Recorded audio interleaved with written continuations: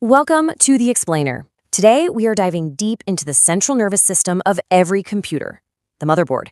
In our guide for this journey, a technician's repair manual. We're going to see this stuff the way the pros do. Just imagine that for a second. A whole city with power grids, highways, neighborhoods, and millions of citizens all working in perfect sync, all shrunk down to the size of a book. Because, well, that's pretty much what a motherboard is. It's this incredibly intricate metropolis. And today, we're going to learn how to read its map, starting from a single tiny brick and building our way up to the entire city plan. Okay, so to understand any city, you've got to start with its people, right? Its citizens.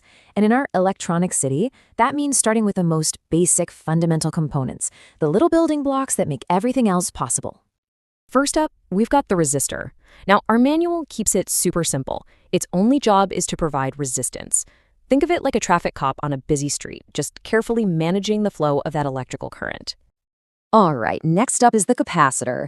The manual calls this the city's water treatment plant, which is a great way to think about it.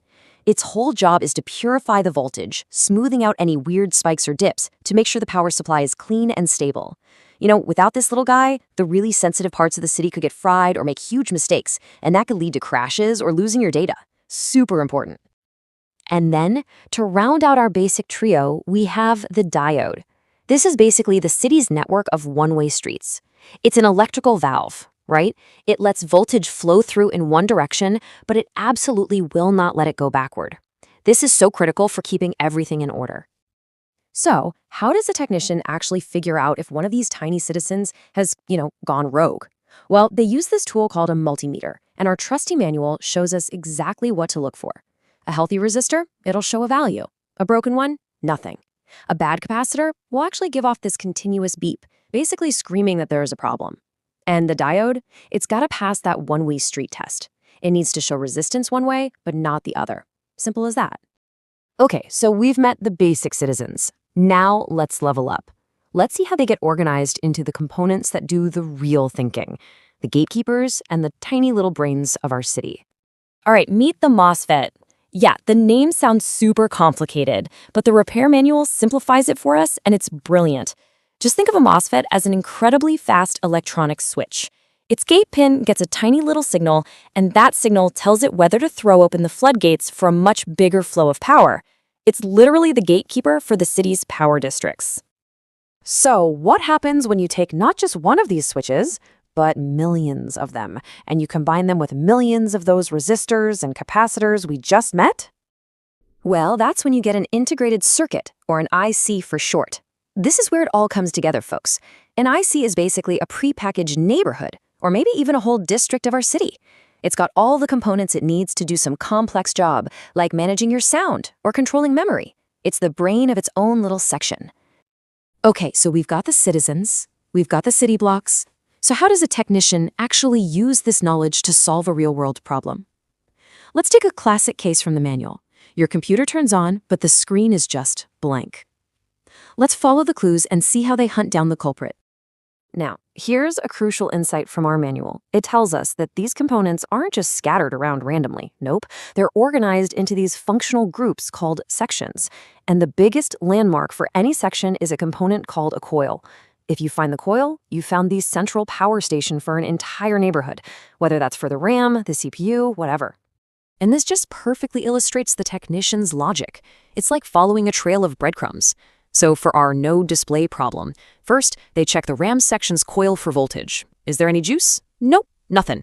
Okay, so they start working backwards. They trace the circuit to the main MOSFET that's supposed to be feeding that coil. Is the MOSFET getting power? Yep, it is. But is it opening its gate to let that power through? No. So why not? Well, it's not getting the open up signal from the controlling IC. And boom, just like that, they've found the problem. It's not magic, it's just pure step-by-step logic. You know, following that trail is a whole lot easier when you have a map. And technicians use something called a schematic diagram. Think of it like the city's official blueprint. And it's written in this dense but totally logical shorthand. So on this map, you'll see all these little labels everywhere. Things like VCC, and you'll see GND. And maybe something like CLK_EN. Yeah, at first glance, it really does look like a totally foreign language, but our manual shows us it's just a set of really important abbreviations. VCC, that's just the main power supply. GND stands for ground, that's the return path for all the electricity. And a signal like CLK_EN, well, that's an instruction. In this case, it means clock enable, which is basically telling a component, hey, wake up, time to get to work. All right, let's pull back for a second and put this all together. What have we really learned on our little tour through this miniature city? Look, the biggest takeaway here is that even the most intimidating, complex stuff is almost always built from simple, understandable parts. A motherboard isn't some kind of magic box. It's a system, right? You've got your single job components like resistors, then you layer on the gatekeepers like MOSFETs, and then you organize all of that into neighborhoods with ICs. And figuring out what's wrong, it's just a logical process of asking why over and over again. And that kind of leaves us with a final thought, doesn't it? This whole city of technology is built on a foundation of simple, logical rules. It really makes you wonder, once you learn how to look for the basic building blocks and the rules that connect them, what other complex systems in our world, from our own biology to our economies, are really just simple ideas, stacked one on top of the other, just waiting for us to understand them.